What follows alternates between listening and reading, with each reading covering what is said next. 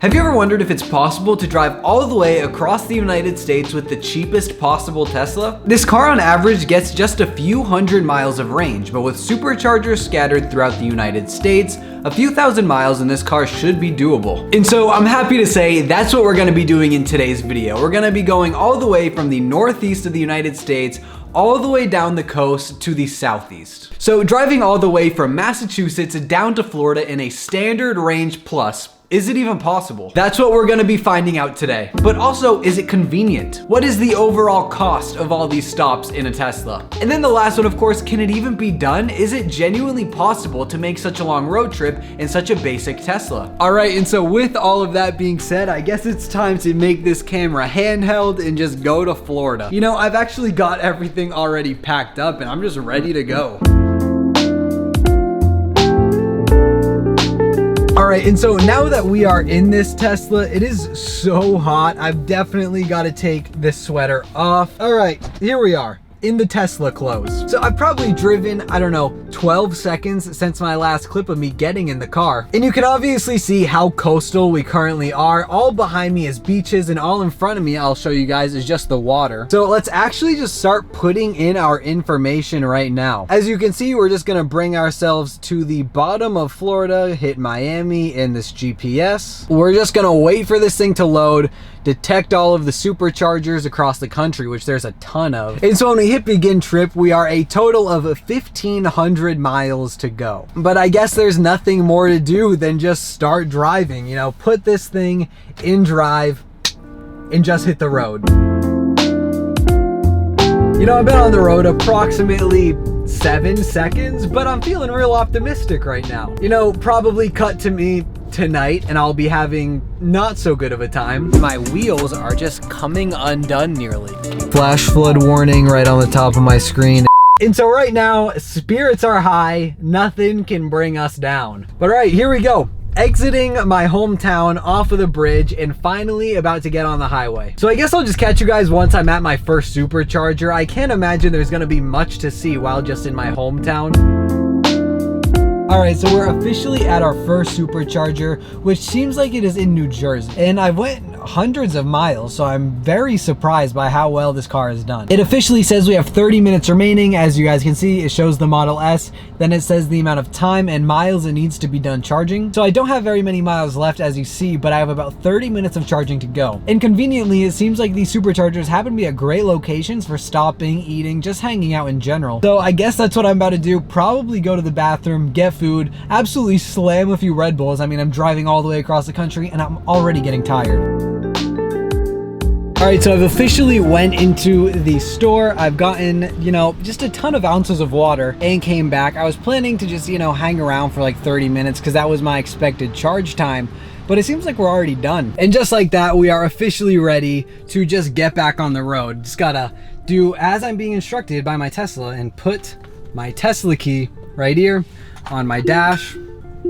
And we've unlocked the car. But yeah, Tesla's holding up great. We officially made it through Massachusetts, Rhode Island, Connecticut, New York, and now we're in New Jersey, all on one charge in a standard range plus. That doesn't even sound like a real thing. I don't know, maybe I'm out of the loop and I should have expected more, but I didn't expect much. My expectations of not much are just through the roof. All right, and so yet again, we're actually at another supercharger. It's probably been 15 minutes since my last video that I took. I'm probably gonna get like 20 miles out of this. I mean, if we look at the cost, this trip has cost me $1.30 and I'm nearly done. Now that we're getting back inside, the sun is soon to set. We're gonna be driving in darkness for the next 12 hours. I think it is definitely mandatory we just hop right back on the road without any interruption. So after hours and hours of driving through the night, everything was honestly going great with the standard range plus. That is until I found myself at yet another supercharger and saw that all of my hubcaps were literally falling off of my wheels.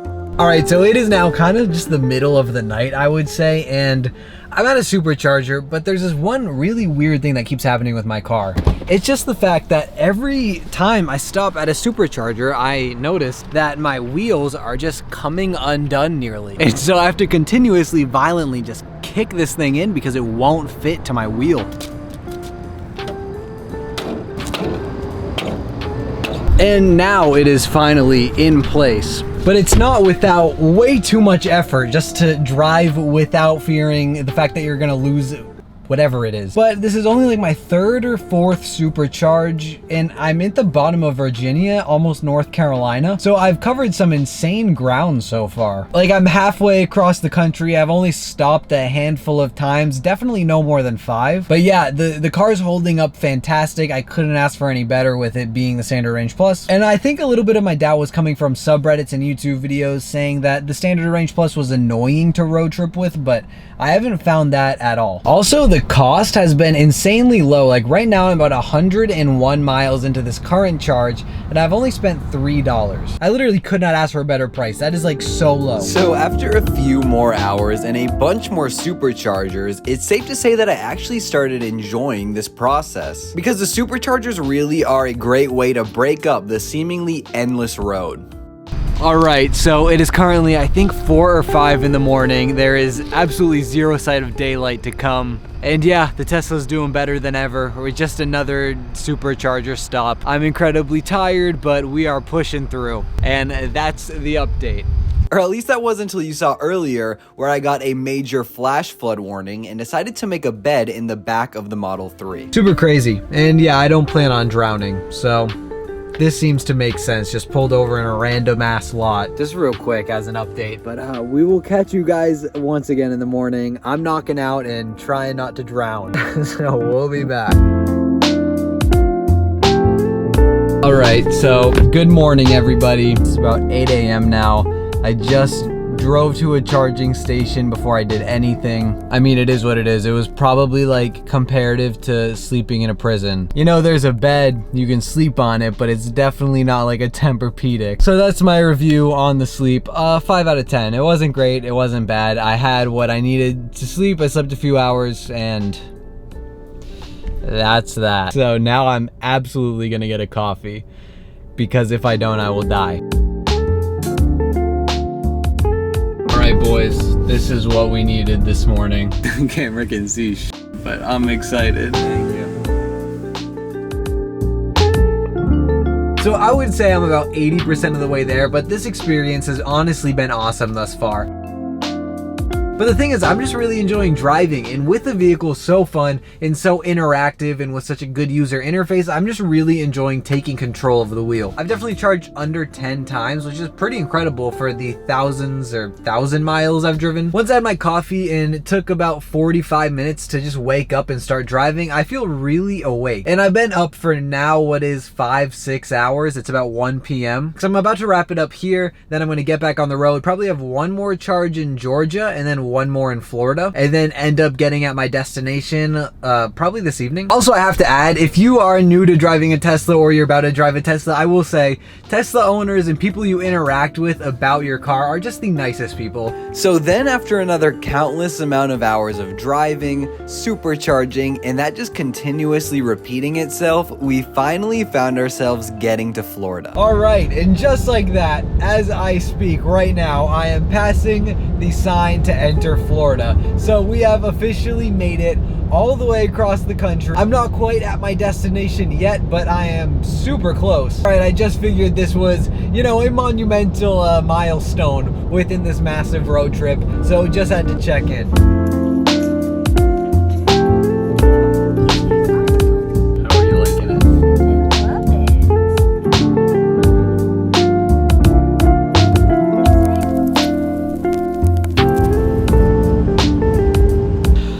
All right, and so we are back from this insane road trip. We've officially done the entire road trip from the northeast of the United States to Florida, and now we're back in Massachusetts. Just to review exactly how this road trip went. So here's where I'm gonna break down the categories that we mentioned at the beginning on how this road trip went. So first things first, is this even possible? Like, can a Model 3 Standard Range Plus in 2021 realistically make it across the United States? And I'm happy to report the answer is absolutely absolutely, yes, it can. So if you're looking to buy a new Tesla, but you're concerned that the cheapest Tesla is not doable for road trips, I can easily say that isn't correct. And that's where we're gonna step into the convenience factor of this trip. So altogether, we stopped between 9 and 10 times at superchargers. So, you know, if we're gonna get mathematical real quick, this took between 10 and 40 minutes for the longer charges. In mapping this out, this actually means that this 24 to 25 hour road trip that we took was 30 to 31 hours. So this might sound like a lot at first,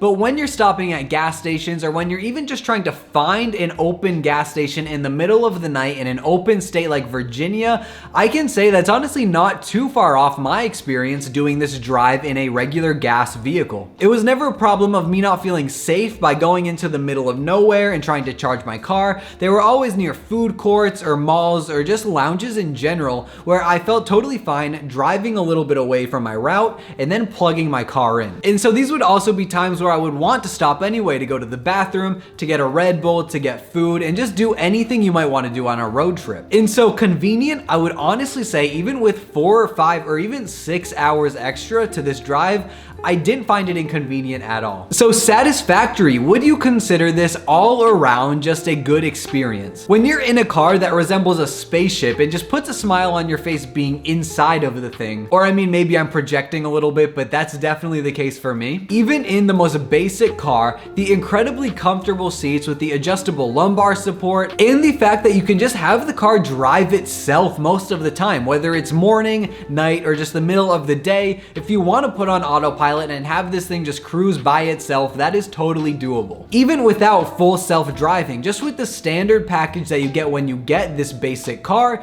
you are still left with the ability to just have this thing drive itself for you. And then the user interface, just this huge iPad that you see out of the corner of your eye, or maybe look at a little more in depth when this thing is on autopilot, makes this overall experience incredible. In the cost, this is one of the big things. How much did this thing cost me to drive all the way across the country? And the answer is pretty insane. As I'm looking on my laptop at my Tesla account, looking at this entire drive mapped out, this cost me exactly $66.10. The cheapest full charge being a $3 price to the most expensive being $12. So if you're trying to decide whether you want the standard range plus or the long range, of course I'm not going to tell you what exactly to buy, but if you are afraid that the standard range plus cannot make it across long road trips, I would say think twice. And if you are about to buy a standard range plus and you want a free 1,000 miles, be sure to use the code below when you're actually buying your Tesla so that we can each get a free 1,000 miles. But with that being said, I think that's honestly just gonna wrap up the video. So with that being said, I hope you guys did enjoy. If you did, please be sure to leave a like, comment, subscribe, and do all that jazz.